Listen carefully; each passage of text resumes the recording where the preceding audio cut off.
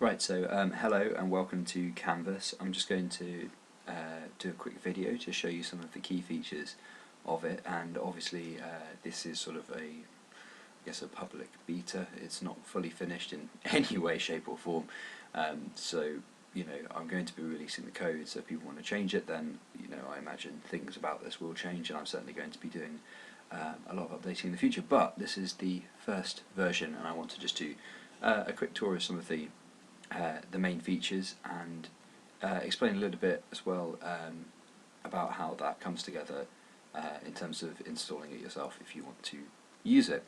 So this first thing I should say, I guess, is this is a website I built for a band called Cyril Sneer, who I know, and they're really good, naturally, which is why I built the site. And this is how the files will come when you download them from the site, because it's a lot easier to leave the stock information in there than it is to strip it all out and give you a blank slate to work with, I guess. It's quite easy.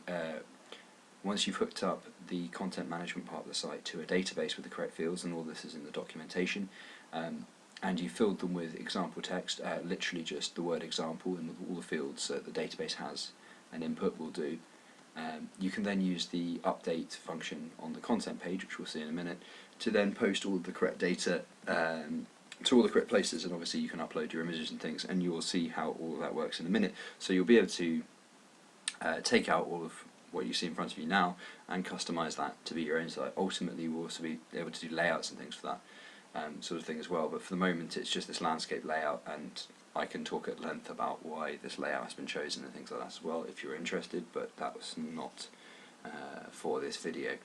So let's just have a look at what's on this page. So on the top left here we've got Cyril Sneer logo.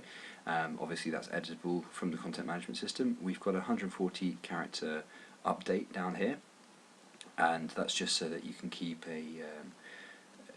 I guess a semblance of there being some movement, some action on the site constantly. If people check back and they see that news is happening, and obviously you put links and things in there, it generally speaking is going to make people feel like you're more active, and obviously you can get a good call to action in there which relates to another element on the page. Here we've got a big background image which kind of doubles as a press image as well. I kind of wanted to get one that was big enough for not only making the site good, but if you can control and save as, and you can then use it if you are going to point people towards using it for online purposes for press, because it is big enough. It's 960 pixels. So multi-function in that sense. And over here we've got the Facebook link, as you'd expect. Again, the player itself wasn't very attractive, so I didn't use that. A Twitter link, public bio, press area, contact, as you expect. Link to Songkick, which is a publicly editable wiki, so that's effectively your gig dates, and a Bandcamp player, although you can use any player of your choice as long as it's 150 pixels by 450 within that field.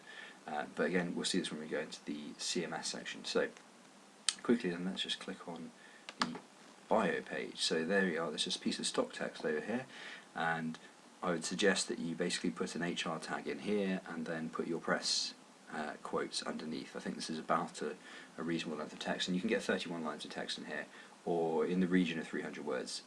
Again, if you want me to explain why exactly that amount of stuff, I can talk about that, but that's not for this video. And then again, the same right hand navigation essentially as the other page, as the home page, because it's trying to make a consistent user experience. So let's return to home and let's go into the CMS. So you click on press area here, and I've already created myself a username, so I'll just log in. Okay, so here is the admin area of the site, and as you can see, there's links at the top to the two main pages that are not listed here, and then we have a number of fields which literally cover every single piece of content on the site. Down here we've got your page URLs to go in the links, Twitter username, Songkick artist page, the favicon which goes in the bar, and then all of the images, and you'll see these images as well on the press page in a minute when we get to that contact email. And then we've got our upload form here at the bottom to actually post those images to the folder on the server. And so if you set up, again, the folder, if you download it and set it up, this will all run without any problem. You just need to create the database. and then if you edit all of these fields, if you edit any of these fields, it will post the information to the server and update it. If you don't edit it, it will return an error, but it won't actually do anything. So don't worry if you get an error doing something like that. It just means you haven't actually edited any of the data in the fields. So to update one thing, you just have to update them all. And you can obviously post HTML in these fields here, because you've got a Bandcamp player embed code which posts across the 2 pages, and a press player which, as it says here, you can use private YouTube or a SoundCloud. So let's have a quick look at the let's add a press user, because this is one of the key little features. So let's add Simon, my friend, and let's see.